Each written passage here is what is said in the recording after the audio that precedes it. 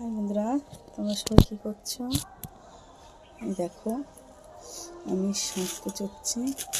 দেখো, সকালবেলা শাক কুচোতে গিয়ে হাতটা কেটে গেল, পুরো আঙুলের মাথাটা কেটে গেছে, বুঝেছো? কুচোতে পারছি না। দেখো বাবা, আর শাক বলো, ভালো করে না কুচালে ভালো লাগে? শাক যদি ভালো করে না কুচালে শাকটা ভালো লাগে না। দেখো, শাক কুচাচ্ছি। বা দেখছো, ভালো করে ধরতে পারছি না, মাথাটা কেটে গেছে তো, যেহেতু ভালো করে কুচাতে পারছি না আমি। দেখো, শাক কুচাচ্ছি, এত ঝিরিঝিরি করে একদম, দেখেছো বাবা?